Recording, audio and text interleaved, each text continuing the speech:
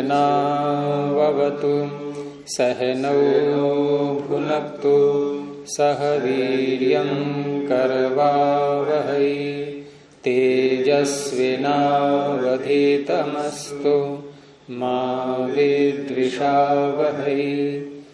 ओम शांति शांति शांति।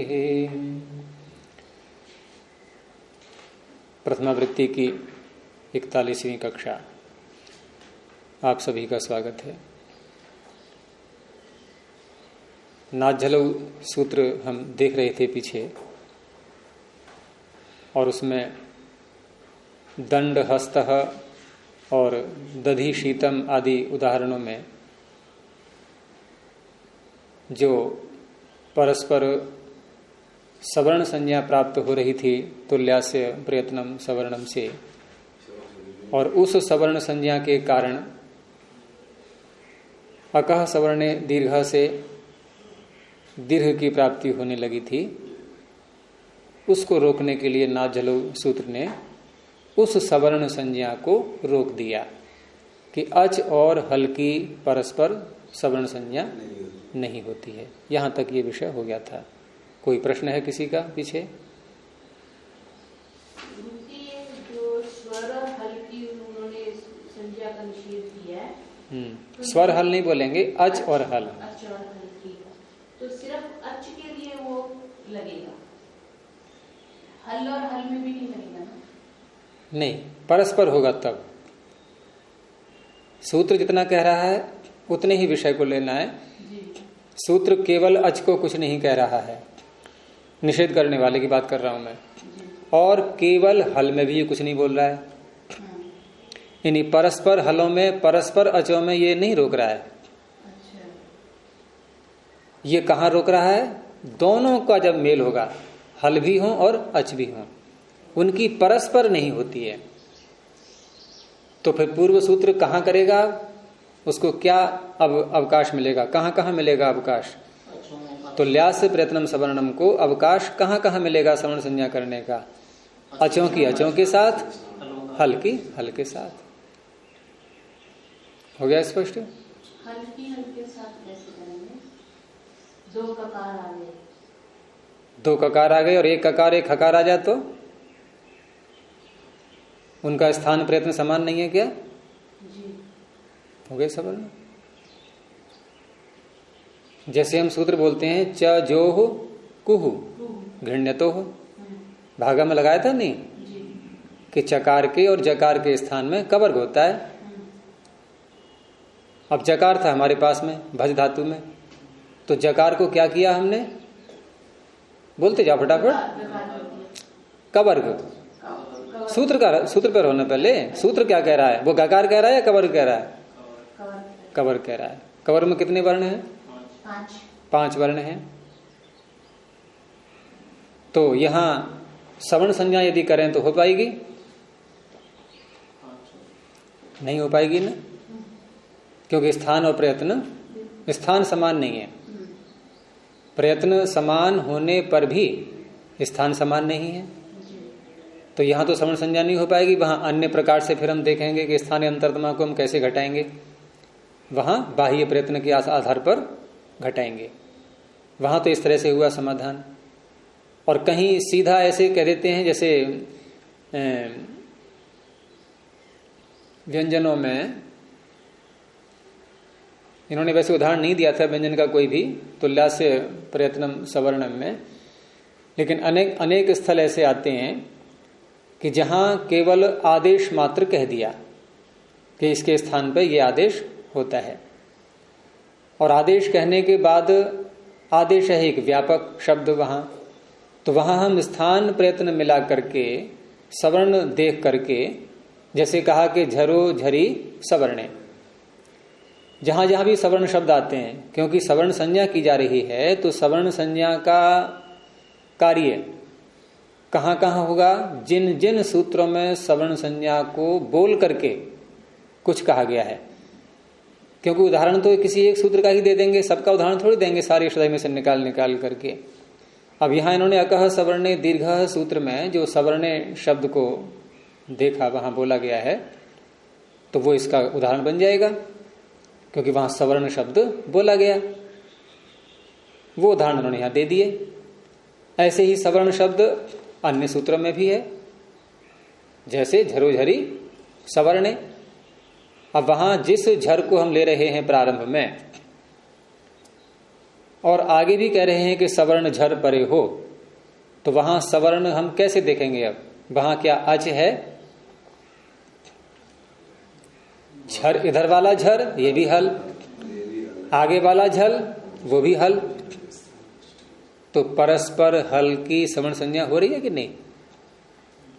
परस्पर अच की आपने देख ही ली यहां पर, अकह सवर्ण दीर्घ लगा करके।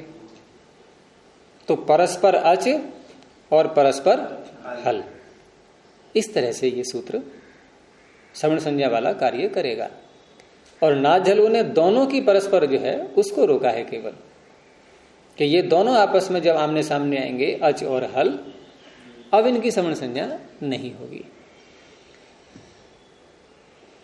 और वहां पे जो विग्रह किया था आज से प्रयत्न, तो हम लोगों ने जो एक किया था जी कि आस्यंच प्रयत्न से आज से प्रयत्न, इस तरह से गलत, ये गलत होगा।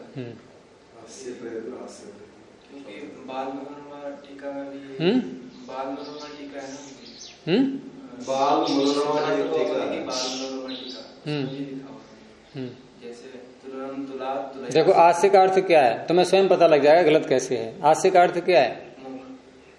यहाँ पे यही तो तुम गड़बड़ कर रहे हो। यहाँ पे यहाँ वहां क्या है? हम कहाँ की पूछ रहे हैं?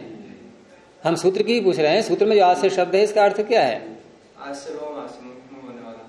फिर गलत हो गया, पूरा शब्द बोलो ना। आस्य को हम एक शब्द में बोले तो क्या अर्थ है इसका? स्थान। आस्य का अर्थ हो गया स्थान, ठीक है। अच्छा, अब तुमने द्वंद्व समास किया, आस्यम च प्रयत्नम च, स्थान और प्रयत्न, ठीक है। स्थान ये विषय वैसे काशिका में ले आए, तुम इधर को आ गए। अब ये काशिका के विषय हैं सारे, वहां इति किम इति किम करके समझाते हैं कि ऐसा क्यों कहा, ऐसा क्यों कहा, ये उसके विषय हैं। तो आस्य का अर्थ हो गया केवल स्थान। अब सूत्र का अर्थ क्या बनेगा? स्थान और प्रयत्न तुल्य हैं जिनके। अब स्थान भिन्न हो गया कोई,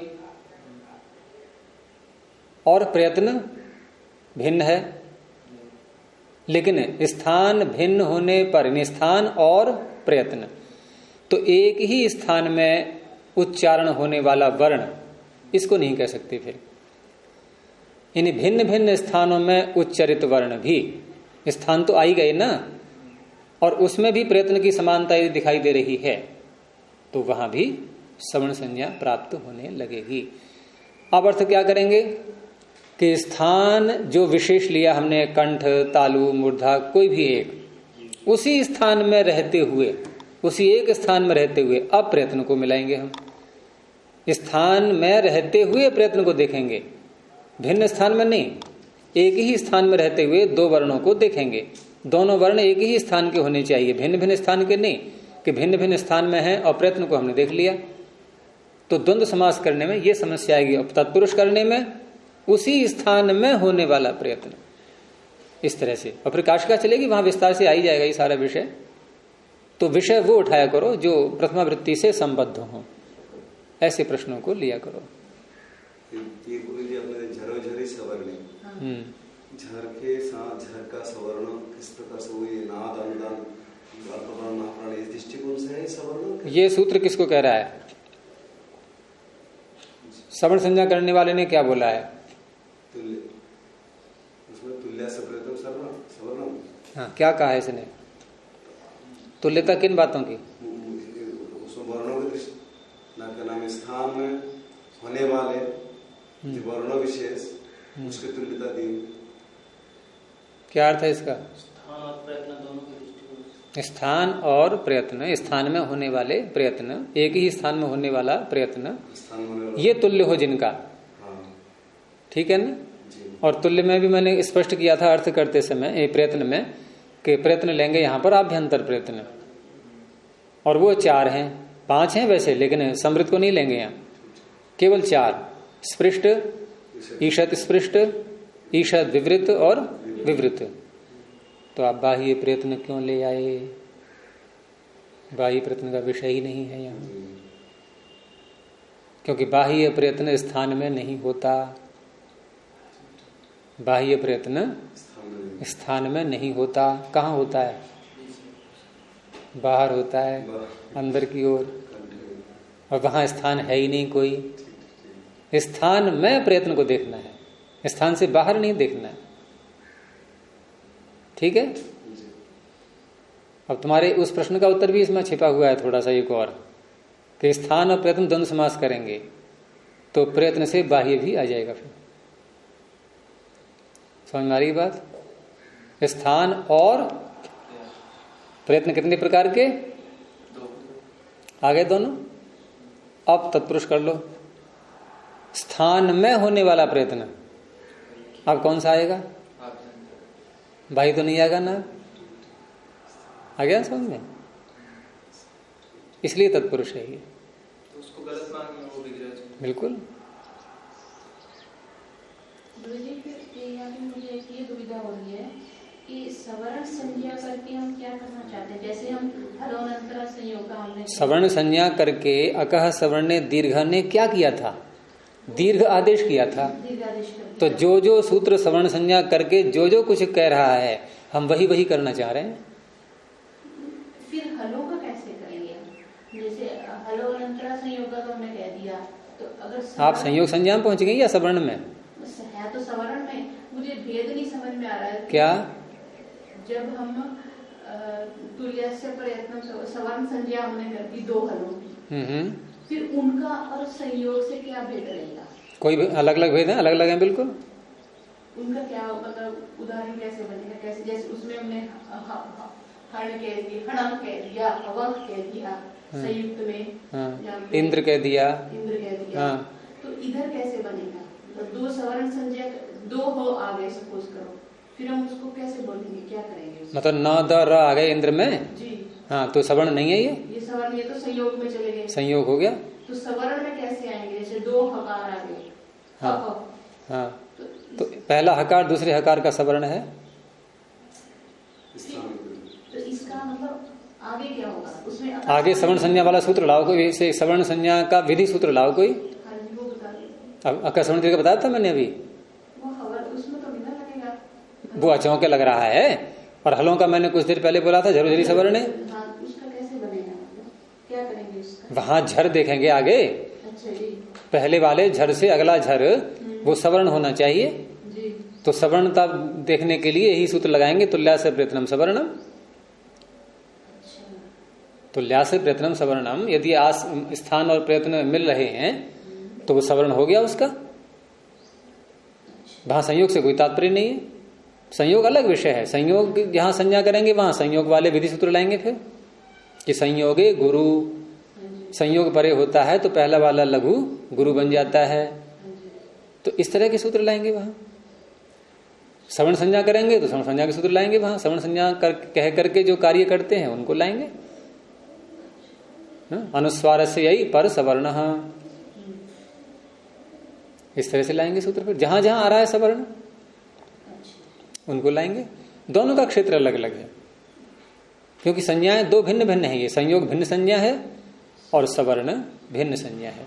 दोनों को मिलाओ मत बिल्कुल भी, कोई संबंध नहीं है आपस में। जैसे वृद्धि अलग है, गुण अलग है, संयोग अलग है, सवर्ण अलग है, सब पृथक पृथक है संज्ञाएं ये। और सबके फिर जो सूत्र आएंगे नाम ले लेकर के बुलाने वाले वो भी सबके पृथक पृथक हैं। उसमें घालमेल नहीं करना है संयोग का और सवर्ण का। आपने दोनों को मिला दिया था अभी। बिल्कुल पृथक पृथक है ये, कोई संबंध नहीं है आपस में। क्योंकि इंद्र शब्द में यहां सवर्ण से कोई मतलब ही नहीं, यहां केवल संयोग मात्र ही देखा जाएगा, नकार का दकार का रेफ का। और उसका प्रयोजन ई को गुरु करना, बस। यहां सवर्ण से कुछ भी लेना देना नहीं।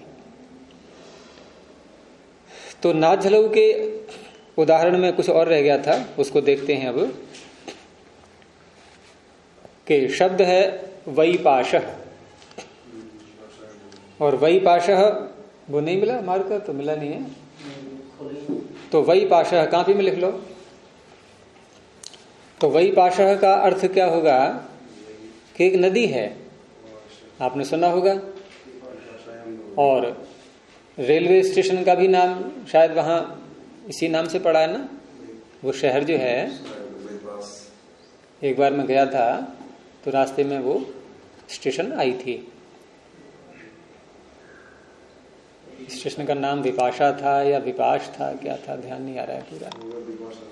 तो नदी के ही पास एक है, वो विपाश नाम की नदी है, उसी के पास शहर है, उसका भी नाम वही हो गया है।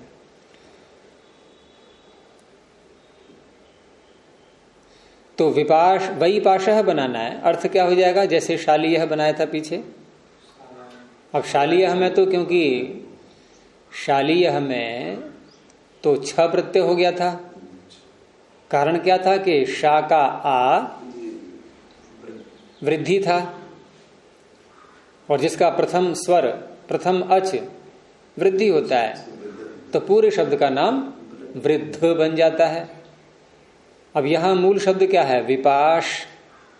तो विपाश में कितने स्वर हैं, कितने अच हैं, 2।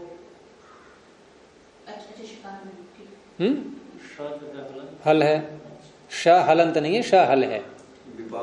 शब्द को सुधारा करो। विपाश हलंत है, श हल है।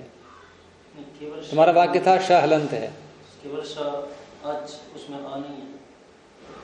बदल क्यों रहे हो वाक्य को, जो बोला है उसको सुधारो ना, कि श हलंत है, इसको सुधारना है। अब घुमाओ फिराओ मत बात के लिए। श हल है और विपाश हलंत है, क्योंकि हलंत बनेगा विशेषण, और अर्थ क्या निकलेगा कि हल अंत में है जिसके। अब तुमको आद्यंत देकर इसमें लगा लेंगे। क्यों खेस्तान करो ऐसे।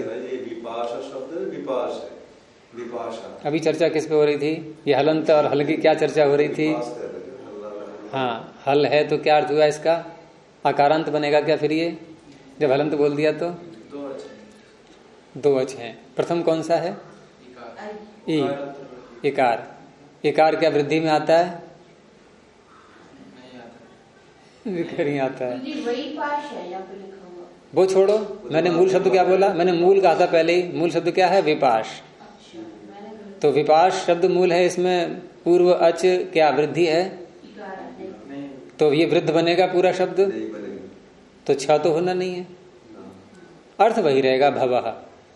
तो अब विग्रह कैसे करेंगे इसका, हलंत का रूप कैसे चलता है सप्तमी के एक वचन में। सप्तमी का प्रत्यय कौन सा होता है, नी, नी का ई, विपाश में ई जोड़ दो, विपाशी। विपाशी भवः, विपाश नदी में होने वाला। कौन, मछली इत्यादि, जो कुछ भी है नदी के अंदर। इसलिए उदाहरण बनेगा पूरा, वैपाशो मत्स्यः, विपाश नदी में होने वाली मछली। हिंदी में मछली शब्द स्त्रीलिंग में ही आता है, लेकिन जो नर मछली है वो भी तो मछली ही है, तो यहां नर को लिया गया है, वैपाशो मत्स्यः।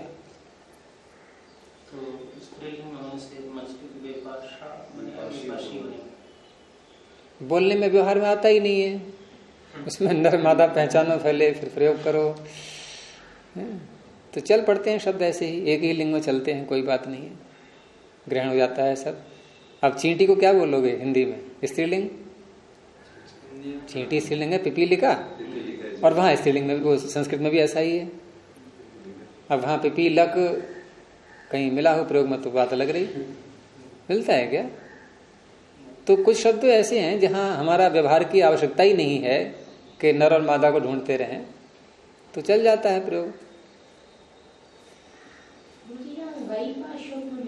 ओहो, वो तो बनेगा ना, सिद्धि करेंगे उसकी, अभी मूल तो पकड़ो आप। विग्रह अब आप हम शालायाम भव बोले, आप कहोगे शालीय लिखा है, यहाँ शालायाम भव क्यों बोल रहे हो आप, तो शालीय तो पहुंचेंगे ना। तो विपाशी भवः, विपाश नदी में होने वाला, ये कैसा हो गया, लौकिक विग्रह या अलौकिक विग्रह है, लौकिक। अब अलौकिक बोलो, विपाश नी, बस भव को नहीं बोलेंगे, भव तो भव अर्थ में प्रत्यय लाएंगे ही। और कोई कहना चाहे तो नहीं, वो तो अलग है। कोई कहना भी चाहे तो कह दो विपाशंगी भव सु, लेकिन ये हट जाएगा ये, क्योंकि वो तो भव अर्थ में प्रत्यय आना है, इसलिए इसको नहीं बोलते विपाशंगी। अब विपाशंगी यहां इतना बोल करके ये ंगी कैसे लाए हैं वो, अब वो लाना है तो और पीछे हट जाओ, केवल विपाश से प्रारंभ करो। फिर विपाश की पहले प्रातिपदिक संज्ञा, अर्थवत धातु प्रत्यय प्रातिपदिकम। हम जब प्रकृति प्रत्यय को नहीं देखते हैं ना, तो ये सीधा सूत्र लगा दिया करो, अर्थवत धातु प्रत्यय प्रातिपदिकम। और प्रकृति प्रत्यय अगर देखना है, दिख रहा है, स्पष्ट दिख रहा है, कोई छिपा हुआ भी नहीं है प्रत्यय, धातु छिपी हुई नहीं है, यहां छिपा हुआ दिख रहा है कि पता नहीं चल पा रहा है, तो फिर कृत तद्धित समासार्थ इसको लगा दो। दोनों सूत्र हमारे पास में है। तो प्रातिपदिक संज्ञा करके और फिर अधिकरण कारक मानेंगे, फिर पहले आधारोधिकरणम है, सप्तम अधिकरणे च, ये सब सूत्र लगाते हुए ंगी प्रत्यय ले आएंगे। अब ंगी प्रत्यय है ला करके तब बोला विपाश ंगी। अब यहां सीधे हम चौथे पांचवें अध्याय में, इनके चौथे अध्याय में आ जाएंगे और सुबंत चौथे पांचवें अध्याय के जो प्रत्यय हैं, जो कि तद्धिता से आगे प्रारंभ चलते हैं और हम स्पष्ट बोल रहे हैं, तो समर्थानाम प्रथमाद्वा सूत्र के आगे से जो प्रत्यय आते हैं, समर्थानाम प्रथमाद्वा सूत्र के आगे जितने भी सूत्र आएंगे पांचवें अध्याय के अंत तक, ये सारे सूत्र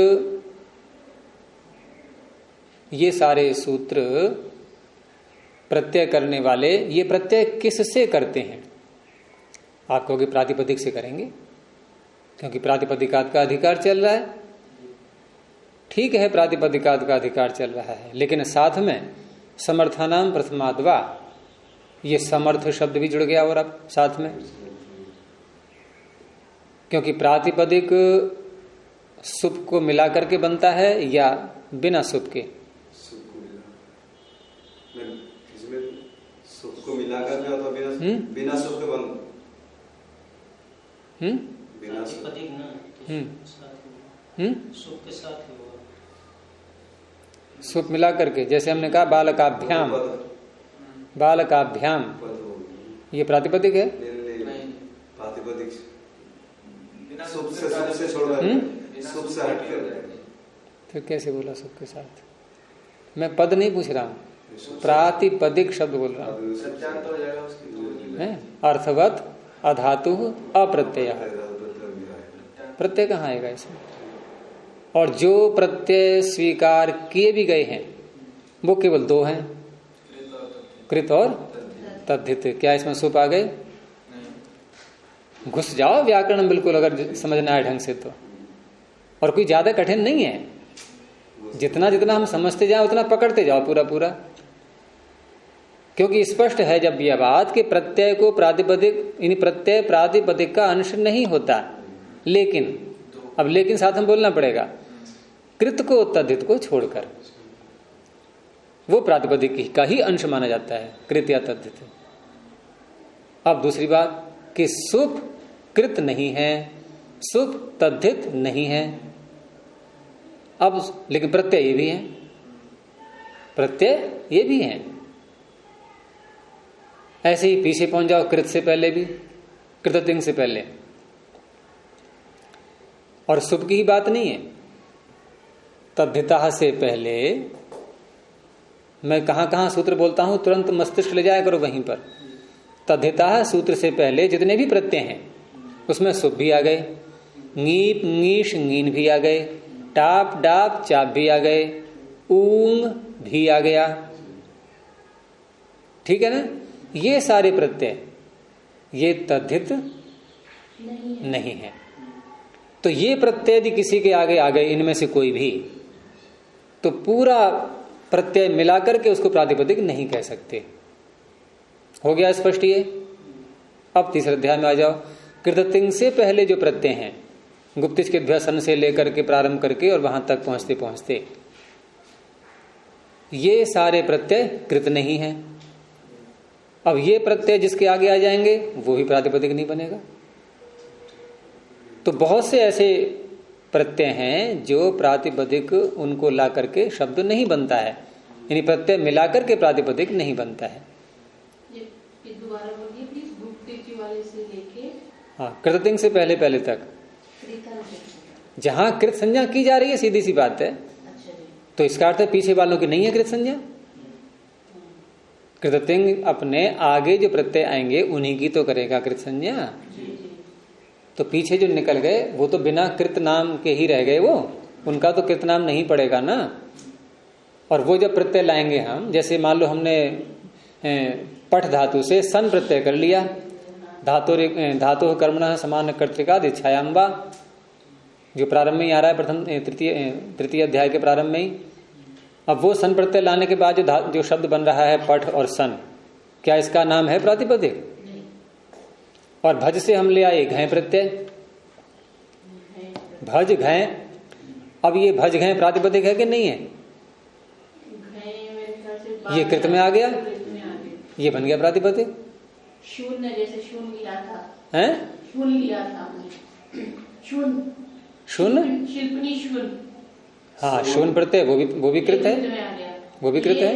प्रातिपदिक के साथ भी, प्रातिपदिक के साथ नहीं, प्रातिपदिक प्रत्यय मिलाकर के नाम पड़ेगा इसका। अच्छा, पूरे प्रातिपदिक के साथ में आया है ये मत बोलना कभी भी। अच्छा जी, प्रातिपदिक तो यहाँ है ही, धातु है, यहाँ धातु को प्रातिपदिक नहीं बोलते हैं।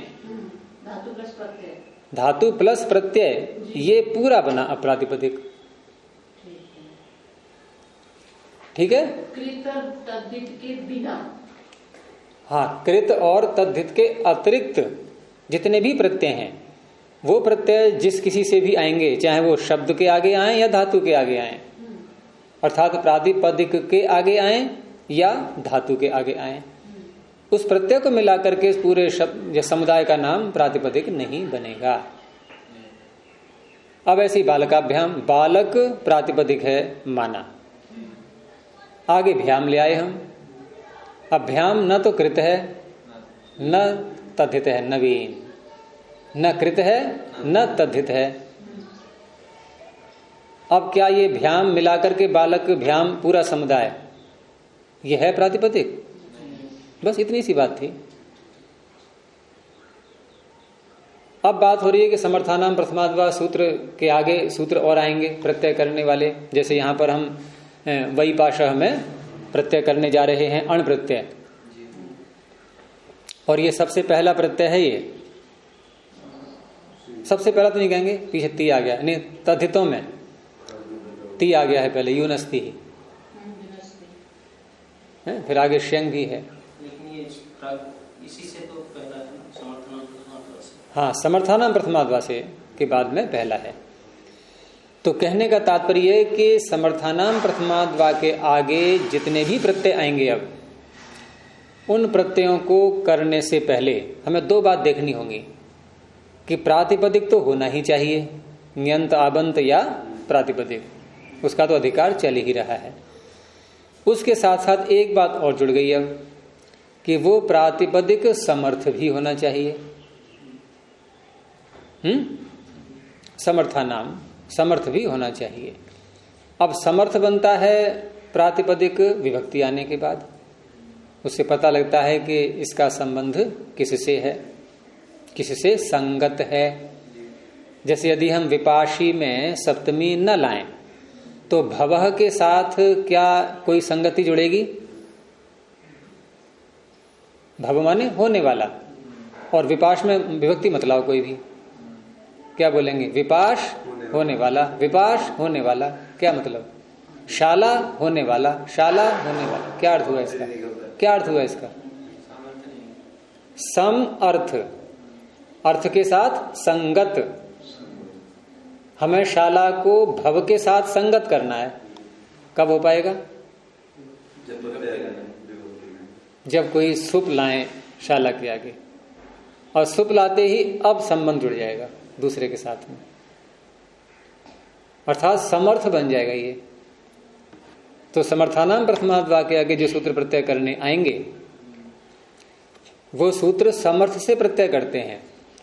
और समर्थ का अर्थ स्पष्ट हो गया नहीं? अब क्या?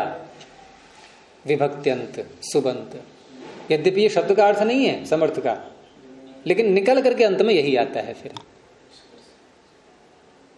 शब्द का तो अर्थ यही हुआ ना कि संगत हो किसी के साथ में। ये जैसे समर्थ पदविधि, वहां भी यह आया है समास के प्रकरण में, तो वहां भी ऐसा ही होता है कि दूसरे के साथ संबंध तो हो। तो बिना विभक्ति के संबंध नहीं जुड़ते हैं कभी भी। यदि किसी शब्द के साथ में विभक्ति नहीं है, सुप नहीं है, विभक्ति का तात्पर्य पर सुप, विभक्तियां और भी होती हैं, तिंग को भी कहते हैं विभक्ति, तो किसी शब्द के साथ में यदि सुप नहीं है तो वह शब्द आप यूं समझो कि अलग थलग पड़ा हुआ है, वो किसी के साथ में जुड़ा हुआ नहीं है।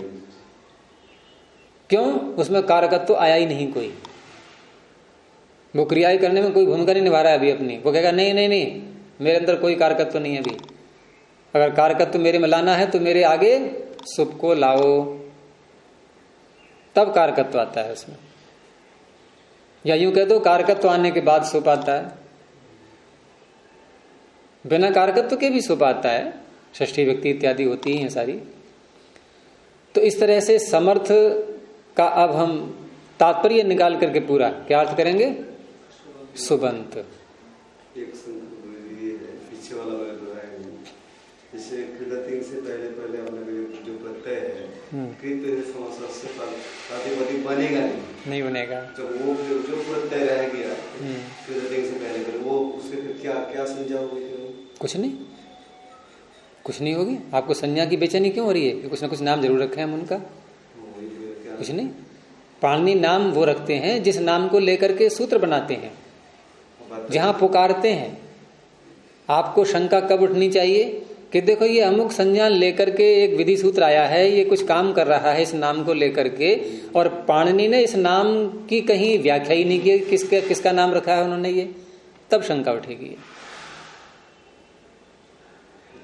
तब उठाना आप शंका। ये कोई सूत्र लाभ ऐसा संज्ञा बोल करके और विधि करने वाला, और उस संज्ञा को करने वाला कोई सूत्र न हो, तब आपत्ति उठाना आप। चलें आगे। अब तो प्रातिपदिक का अधिकार होने पर भी अब सुबंत साथ में और जुड़ गया। अब उसमें ये नहीं कहना है कि जब ये प्रातिपदिकात का अधिकार चल रहा है तो प्रातिपदिक में ये विजातीय तत्व आ गया, फिर भी हम प्रत्यय कर रहे हैं। ठीक है आ गया, लेकिन वो सूत्रकार ने स्वीकार भी तो कर लिया है समर्थानाम कह करके। सूत्रकार स्वीकार करने के बाद भी हम कहें कि आ रहा है तो ठीक है, तो आ ही रहा है भाई। जो बात सूत्रकार कहेगा वो तो माननी ही है हमें। हम व्याकरण सीख रहे हैं तो पाणिनि जो बताएंगे वही तो सीखेंगे हम, उसके विपरीत थोड़ी चलेंगे। प्रातिपदिकात का अधिकार भी है तो प्रातिपदिक भी है वो, और समर्थ कह दिया तो सुबंत भी है, दोनों बातें हैं। यानी केवल प्रातिपदिक से हम प्रत्यय करें ये नहीं, ऐसे नहीं होता है। ठीक है, इसलिए विपाश के आगे नी लाए थे हम। जब तक नी नहीं लाते तब तक ये समर्थ नहीं बनता।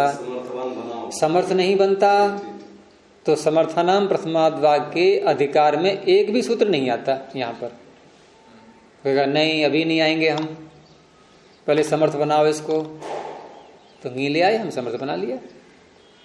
अब इसी प्रकरण में सूत्र आया प्राग दिव्यतोण। ठीक है, लेकिन ये सूत्र कहता क्या है? ये विधि सूत्र है या क्या है? ये अधिकार सूत्र है। ये दिखाया है, दिखा रहे हैं केवल समझाने के लिए कि यहां से चला है अण। हम तत्र भवः लगाएंगे, लेकिन तत्र भवः में कोई शंका कर बैठे कि अण अर्थ कहां से ले आए आप, ये अण प्रत्यय करता है। ये दिखा दिया कि दिव्यत से पहले पहले तक अण जाएगा, उससे पहले पहले सूत्र आ गया तत्र भवः।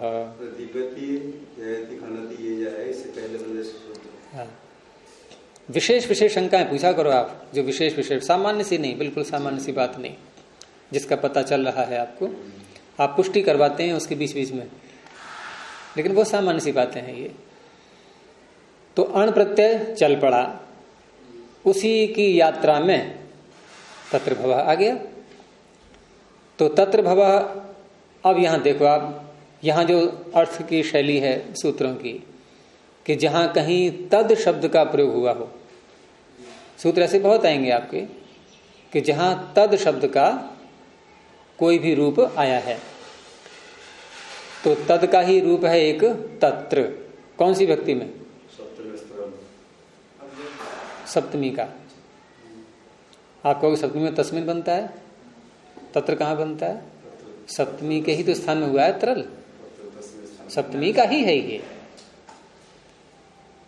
तो तत् शब्द का जहां भी रूप आएगा प्रत्यय करने वाले सूत्रों में, वहां अर्थ कैसे करेंगे? क्योंकि पीछे से आ रहा है समर्था नाम, और समर्थ का अर्थ हमने कर ही लिया था, सुबंत होना चाहिए। अब सुप में तो बहुत सारे प्रत्यय हैं, 7 व्यक्तियां रखी हुई हैं, तो 7 व्यक्तियों में कौन सी व्यक्ति हो जब ये हम अण प्रत्यय करें, ये कौन बताएगा? उस सूत्र में आने वाला तत् शब्द का रूप। इतनी बात समझ में आ गई? और ये बात सभी सूत्र में लागू हो जाएगी, आगे सब में लगा देना इसके लिए। तो तत्र भवः में तत्र शब्द कौन सी विभक्ति का है? सप्तमी का। अब इसका अर्थ है ये उन शब्दों से प्रत्यय करेगा ये अण, जिन शब्दों में सप्तमी विभक्ति बना करके समर्थ बनाया गया है, उसको सप्तमी विभक्ति ला करके। तो विपाश में हम नी ले आए थे पहले ही, अगर हम ng से या इत्यादि अन्य कोई विभक्ति ले आए तो तत्र भवः नहीं लगेगा। यदि हमने कह दिया तत आगतः, वहां से आया, अब ततः में कौन सी व्यक्ति है? अब ये तत आगतः सूत्र ये वहां प्रत्यय करेगा जहां पंचमी समर्थ है कोई शब्द। हो गया स्पष्ट? तो तत्र भव का अर्थ बोलो, हो गया तो स्पष्ट। तत्र भव समर्थ ये निर्धारण सच्चे समर्थनाम समर्थेषु यत् सप्तमी समर्थात्, ज्यादा विस्तार नहीं, सप्तमी समर्थात् प्रातिपदिकात् भवार्थे अण प्रत्ययो भवति, बस ये अर्थ हो गया। सप्तमी समर्थ प्रातिपदिक से भव अर्थ में अण प्रत्यय होता है। अब भव अर्थ में अण प्रत्यय होता है, सूत्र ने तो कह दिया, लेकिन समर्थानाम प्रथमाद वा, समर्थों में जो प्रथम है, तो प्रथम है का क्यों कहना पड़ रहा है कि कोई द्वितीय भी है? प्रथम क्यों कहेंगे हम? सापेक्ष है ना ये। यदि आपने कहीं प्रथम बोल दिया तो स्पष्ट है कि द्वितीय भी कोई है। तो द्वितीय यहां यही था जो हमने जो लौकिक विग्रह किया था, विपाशी भवः। तो भव भी तो शब्द है एक, है ना।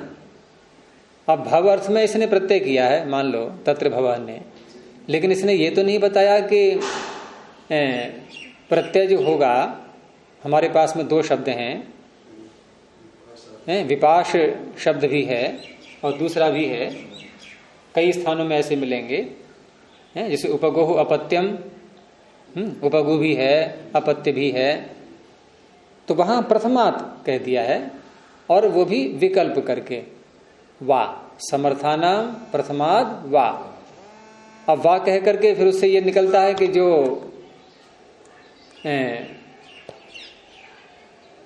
लौकिक विग्रह वाला वाक्य है वो भी प्रयोग में आ जाता है। हम चाहें विपाशी भवः बोलें, एक ये पक्ष हो गया, या वैपाशः बोलें, दोनों शुद्ध हैं। ये दोनों कब संपन्न हो पाए?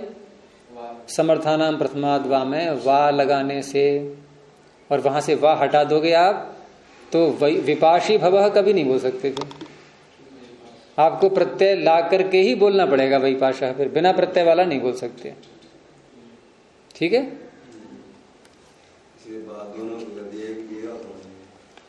तो प्राग दिव्यतोण का अण का अधिकार चल रहा है, तत्र भव ने अण कर दिया। अब थोड़ा आगे बढ़ते हैं, क्योंकि जो मुख्य बात है वो सूत्र जिसका उदाहरण है ये, उसमें क्यों दिया है इस उदाहरण को वो देखना है। सिद्धियां तो पीछे बहुत सी आ चुकी हैं ऐसी। तो विपाश नी और अण, उसके बाद फिर तद्धित संज्ञा है ही इसकी अण की, तो कृत तद्धित समासाश्च। अब ये पूरा बन गया प्रातिपदिक। कितना? कितना बना प्रातिपदिक? पूरा नाम, पूरा उच्चारण करो उसका। विपाश नी अण, इतने का नाम हो गया प्रातिपदिक। और प्रातिपदिक नाम जब हो गया तो प्रातिपदिक होते ही पहला कार्य क्या होता है? यदि उसमें अंदर सुप घुसे हुए हैं उनको बाहर हटाओ। सुपो धातु प्रातिपदिक हो। तो एक है इसमें नी, वो घुसा हुआ था, हटा दिया, रह गया विपाश अ, अण का अ। अब हम अंग संज्ञा करेंगे इसकी। अंग संज्ञा करके अंगस्य के अधिकार में तद्धितेषु अचाम आदेह, ऊपर से नृत्य आ रही है ङिति,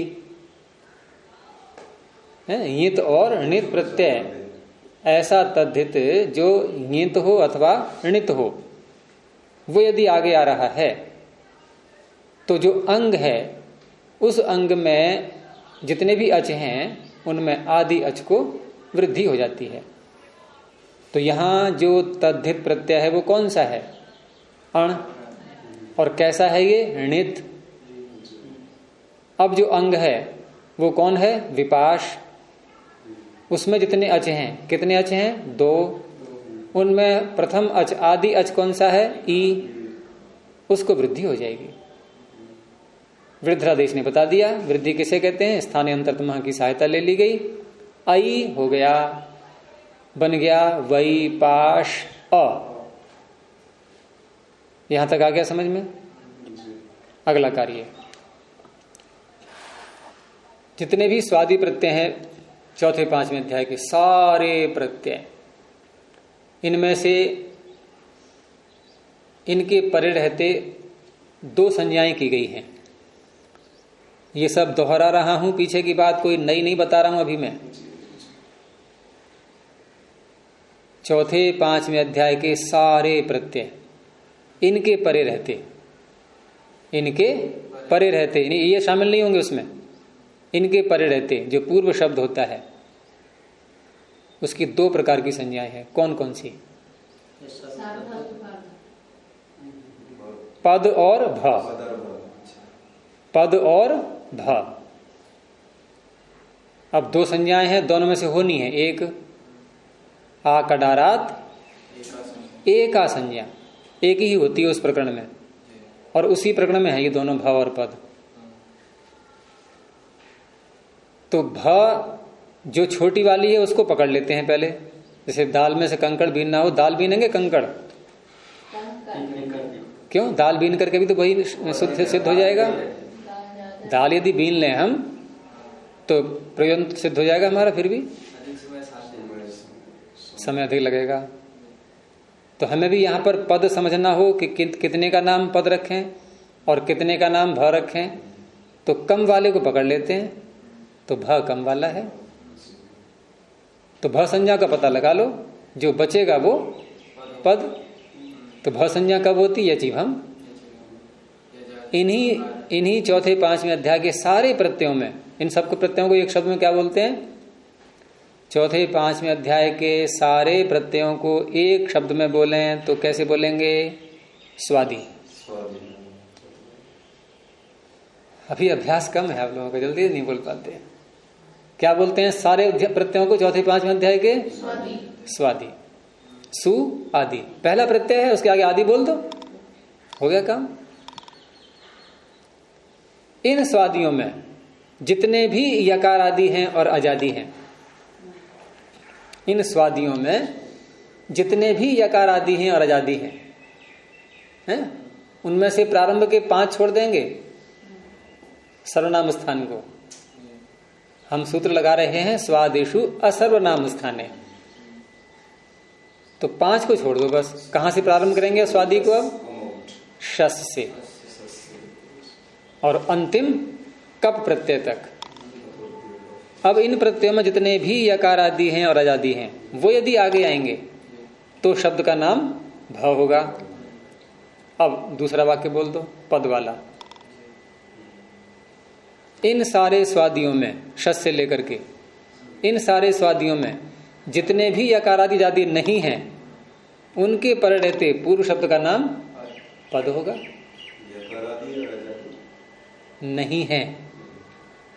हो गया स्पष्ट? अब नहीं है तो कैसे है? तो जैसे भी हो, यकार न हो प्रारंभ का वर्ण या अच न हो प्रारंभ का वर्ण, बस। तो केवल हल शेष रहे, हल में भी यकार को हटा दो, यकार के अतिरिक्त सारे हल, बस इनमें से कोई ना कोई होगा उसका पहला वर्ण, तब पद संज्ञा होगी पूर्व शब्द की, प्रत्यय की नहीं। प्रत्यय छूट गया। अब बताओ यहां विपाश शब्द की हम भ संज्ञा करें या पद संज्ञा करें? सुकामा जी, कोई नहीं बोलेगा अभी। विपाश, वहां क्या देखना, विपाश के आगे कैसा प्रत्यय है? पहले ये देखो कि ये स्वादी है कि नहीं है। नहीं है।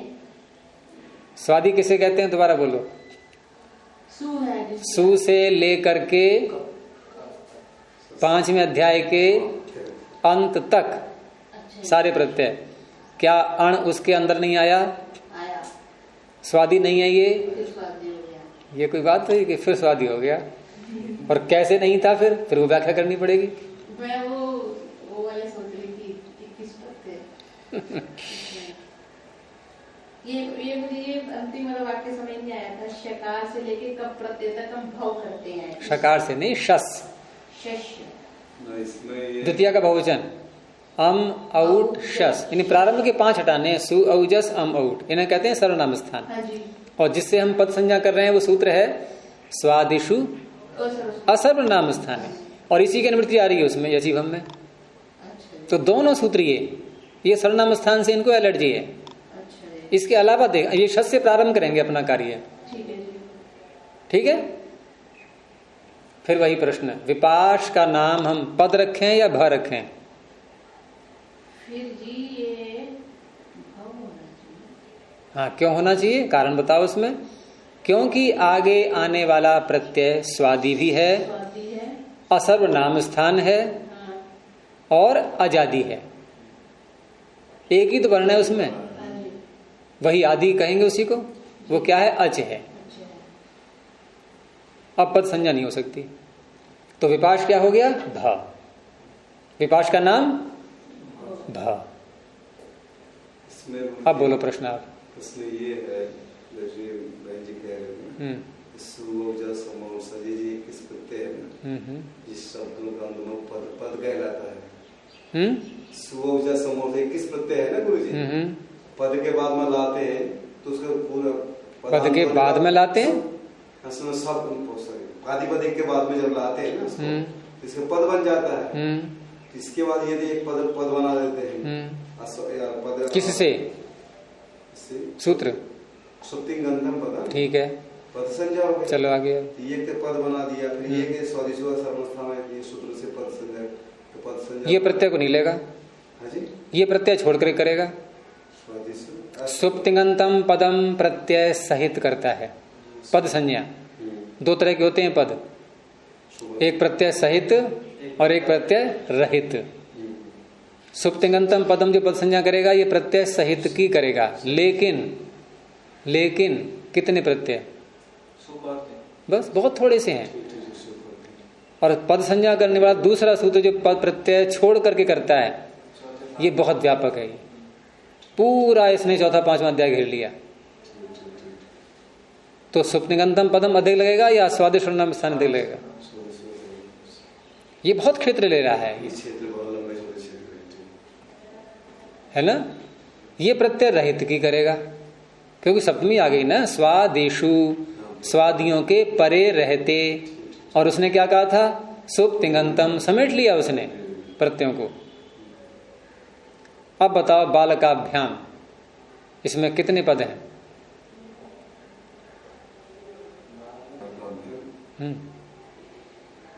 2। एक बालकाभ्याम और एक बालक। अब प्रश्न, बालक इसका नाम पद किसने रखा? जल्दी बोलो। स्वादिष्ट सर्वनाम स्थाने बालक। और बालकाभ्याम का नाम पद किसने रखा? सुप्तिंगंतम पदम। 2 ही सूत्र हैं पद संज्ञा के। हाँ, हैं? यहाँ प्रकृति प्रत्यय बना करके ना धातु आदि करने के बाद वो कैसे करें? स्वादिष्ट सर्वनाम स्थान का अर्थ क्या है? स्वादिषु प्रत्यय परा सर्वनाम स्थान भिन्न स्वादियों के परे रहते। पूर्व की पद संज्ञा होती है। आप कहाँ धातु में पहुंच गए? बालक के लिए तो बालक के आगे भ्याम है या नहीं है? और भ्याम स्वादियों में आया या नहीं? सर्वनाम स्थान भिन्न है या नहीं?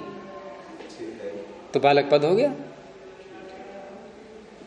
वैसे यदि बालक पद नाम रख के हमने काम कुछ नहीं किया है, लेकिन कहीं कहीं काम भी करना पड़ेगा आपको। राज भ्याम, अब राजन और भ्याम, अब भ्याम पर रहते राजन पद है या नहीं? किससे? सूत्र जल्दी। हाँ, तो पद होने पर ही नकार का लोप हो पाएगा यहाँ। यदि ये स्वाद सर्वनाम स्थानीय सूत्र न होता और सुप्तिगंतम पदम ही अकेला होता ये, तो ये राजन भ्याम का नाम पद रखता, प्रत्यय सहित का नाम। तो ये राजन का नकार क्या पद के अंत में आ पाता?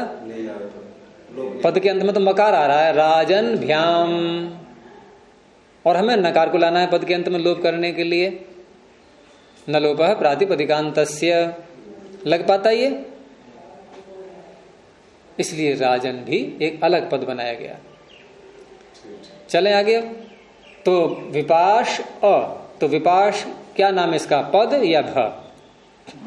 भ। तो ठीक है, भस्य के अधिकार में पहुंच जाओ। अब तो आपको अधिकार मिल गया। कहाँ है भस्य का अधिकार? षष्ठाध्याय चतुर्थ पाद।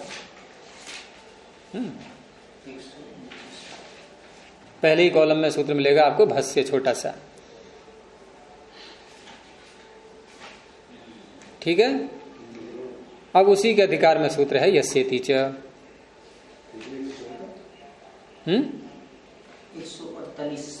अधिकार ढूंढने में देर लग रही है अभी तक। ये भस्य अंगस्य इत्यादि इतने प्रसिद्ध हैं ये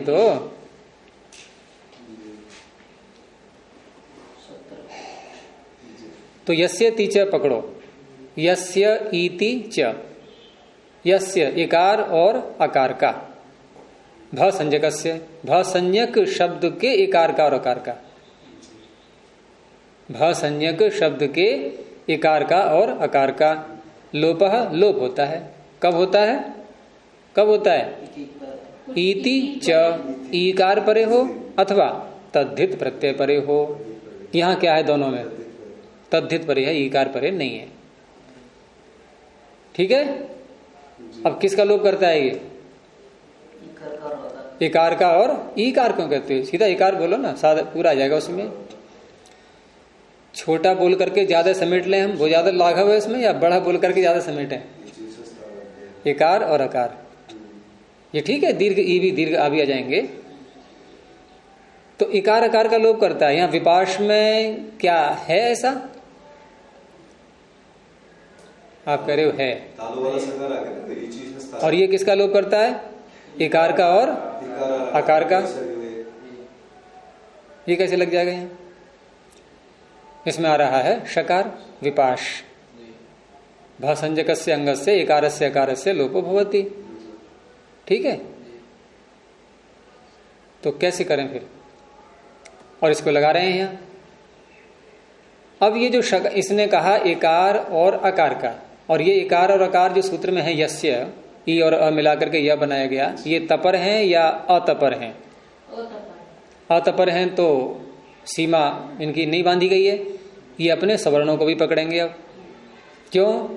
दोनों अण प्रत्याहार में आते हैं, ई और अ, और अण प्रत्याहार में आने वाले वर्ण ये शांत नहीं बैठते। यदि इनमें तकार को नहीं लगाया तो उछल कूद मचाएंगे। ये अपने पूरे परिवार को लेकर के चलेंगे। निमंत्रण कार्ड भेजते हैं ना कभी कभी, मुखिया का नाम लिख दिया और आगे लिख देंगे एंड फैमिली, है ना? और भंडारे में सभी लोग जाएंगे फिर तो, हैं? तो तभी आने लगते हैं। तो यहां तकार न लगाना, ये एंड फैमिली का काम प्रारंभ हो जाएगा। अब इसकी फैमिली देखो आप कितनी है फिर। अर्थात सवर्ण। अब सवर्ण संज्ञा करने वाला ये सूत्र आ गया, तुल्यास प्रयत्नम सवर्णम। इसने कहा देखो भाई, स्थान और उस स्थान में होने वाला प्रयत्न, इन दोनों को मिला लो बस, आप सवर्ण संज्ञा कर लो वहां पर। तो इकार का स्थान देखो क्या है, पहले तालु, प्रयत्न क्या है, विवृत। चलें आगे। अब जितने भी तालु और विवृत प्रयत्न वाले हैं उन सबको ये पकड़ेगा कि नहीं, क्योंकि सारे सवर्ण बनेंगे। अब तुल्या से प्रयत्नम सवर्णम सबकी सवर्ण संज्ञा करेगा, ठीक है। अब इसने सवर्ण संज्ञा कर दी। अब कौन कौन है, हमें कौन कौन में छोड़ो, हम शकार को देखते हैं पहले। शकार का स्थान क्या है, तालु। एक चीज से तो निबट गए, ई का भी तालु था, ई और अ दो है ना, हमें ई को लेना है, अ को छोड़ दो। अभी ई किन किन का ग्रहण कराएगा उसको देखेंगे। तो ई का स्थान क्या है, तालु। श का स्थान क्या है, तालु। ई का प्रयत्न क्या है, विवृत। श का प्रयत्न क्या है, विवृत। विवृत करना वा, इस सूत्र से। और ई का विवृत किससे है, विवृत करना स्वराह, इस सूत्र से। दोनों अलग अलग हैं, विवृत करना स्वराह और विवृत करना वा, ठीक है। अब ये सवर्ण हो गया या नहीं, इकार का शकार सवर्ण हो गया कि नहीं। और अणुद्युत सवर्ण से चा प्रत्यय सूत्र यह अधिकार दे रहा है कि यदि आप अण प्रत्याहार में बोले गए हैं तो आप अपने सवर्णों को भी ले सकते हैं। तो यस्य तीच सूत्र जो इकार का लोप कर रहा है, ये शकार का भी करेगा या नहीं। अब बन जाएगा फिर वही पाशः। अब इसने रोक दिया, न अच हलऊ, अच और हल इनकी परस्पर सवर्ण संज्ञा नहीं होती। अब ई क्या है, अच। शकार क्या है, हल। भले ही इनका स्थान प्रयत्न एक है, फिर भी सवर्ण संज्ञा नहीं होगी। अब नहीं होगी तो फिर अणुद्युत सवर्ण स्या प्रत्यय कितना ही कहता रहा कि भाई सवर्णों को ले आ। वो कहेगा सवर्णों को तो ले आऊंगा मैं, लेकिन शकार सवर्ण है ही नहीं मेरा, मैं कैसे लाऊं इसको। ये बच गया। अब यह से तीसरा शकार का लोप नहीं कर पाएगा। कोई शंका? तो निषेध हो गया। मिला दो इसको, वही पाश। अब फिर प्रातिपदिक संज्ञा, फिर सु आएगा। सु लाओ या कोई प्रत्यय लाओ, आपके ऊपर है। तो वही पाश। ठीक ऐसे ही जल्दी से ले लेते हैं दूसरा भी, आन डुहम चर्म। बिल्कुल वही सारी बातें हैं, ज्यादा परेशान नहीं होना है इसमें। शब्द क्या है, मूल अनडुह। अनडुह कहते हैं बैल के लिए, और आन डुहम चर्म बैल का चमड़ा। तो मूल शब्द अनडुह, हलंत है ये भी, हकारांत। और अनडुह शब्द से भी षष्ठी विभक्ति ला करके ngस लाएंगे इसके आगे, अनडुह ngस। और वहां अनडुह में ngस ला करके,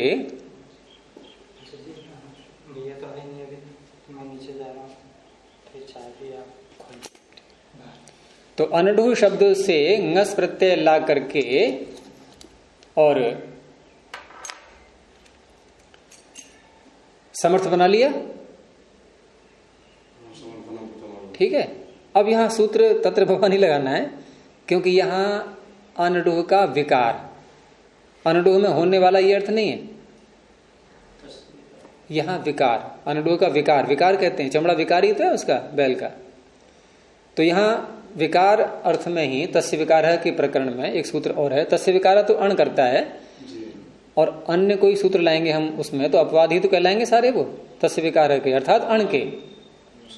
लेकिन तस्य विकार की अनुवृत्ति जाती रहेगी आगे, तो उसका सूत्र है आगे प्राणी रजता दिव्यों। प्राणीवाची शब्द, ये चौथे अध्याय के तीसरे पाद का 152 संख्या पर सूत्र है।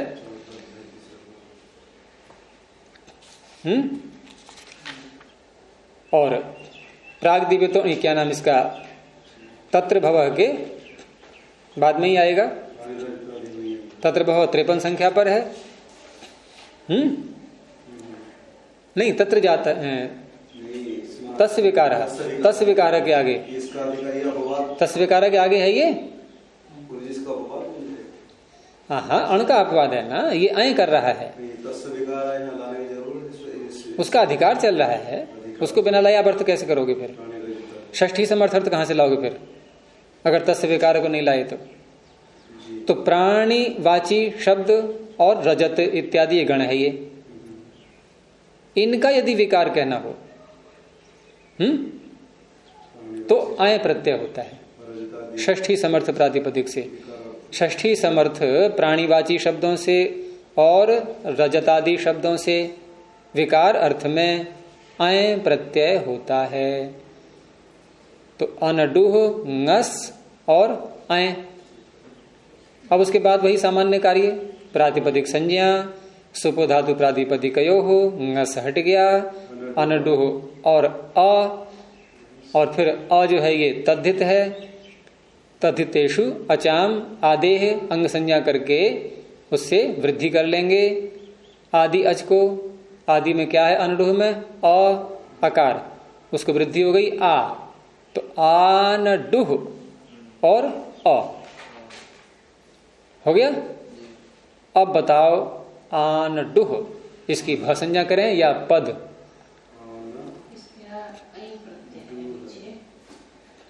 देखो आकार आजादी और यकार आदि दो बातें तुरंत देख लिया करो, ये नहीं है तो पद बोलना। अच्छा, आजादी और यकार आदि, यकार आदि नहीं, तो ये तो आजादी है जी, तो फिर भ हो गया ये, हो गया। बस फिर भस्य के अधिकार में पहुंच गए।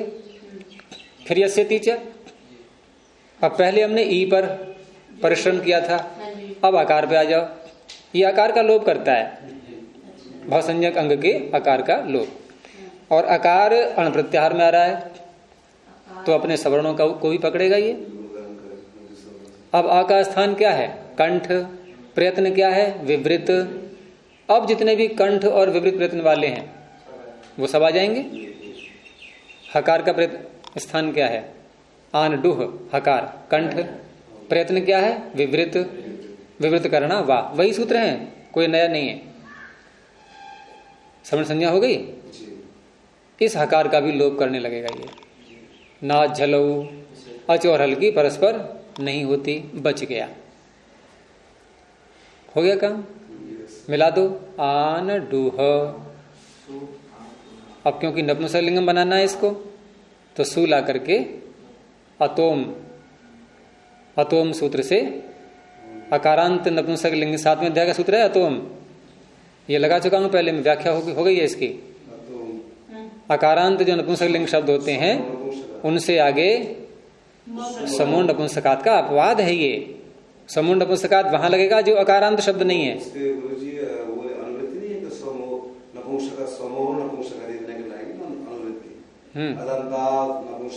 हाँ अनुवृत्ति तो आएगी, अकारांत के साथ जोड़ देंगे उसको, नपुंसकात के साथ में अतः को जोड़ देंगे। अकारांत नपुंसक से उत्तर स्वमोह अम, सुअरम के स्थान पर अम, और अमी पूर्व से पूर्व रूप आन डुहम। ये है, इसलिए ना झलू बनाया है। हो गया स्पष्ट? बस ये है सारा इसमें रहस्य। तो इसको यहीं रोकते हैं, अब कल को चलेगा प्रक्रिया का प्रकरण। बात मैं पूछना चाहता, इसमें जैसे ये चर्म है ना, तो इसका अवयव नहीं मान सकते उसको? मान लो अवयव, अवयव मानने से फिर यद प्रत्यय दिया जाए। अवयव मानने से नहीं, कैसे अवयव?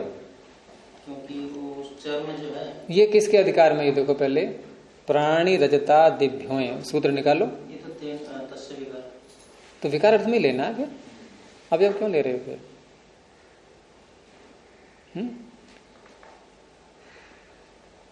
क्योंकि बैल मरने के बाद ही चमड़ा उसका लेंगे, निकालेंगे, कि निकालना भी होगा तो है। तो इस तरह से विकार अर्थ में लिया है इन्होंने। अवयव तो अर्थ हम जब बैल जिंदा है उस रूप में कह सकते हैं कि देखो ये हाथ है, ये पैर है, ये सब अवयव हैं, ये सारा उनका कोई प्रयोग करना है। तो प्रयोग तो ऐसे होता नहीं बैल के चमड़े का उस अवस्था में। और बैल का चमड़ा पड़ा हुआ है अलग एक, आनडुहम चर्म भी, किसका चमड़ा है कि बैल का है। ये स्पष्ट है कि बैल खत्म हो गया है अब, तो विकार अर्थ में लेते हैं इसको। चलिए प्रणव ध्वनि। ओ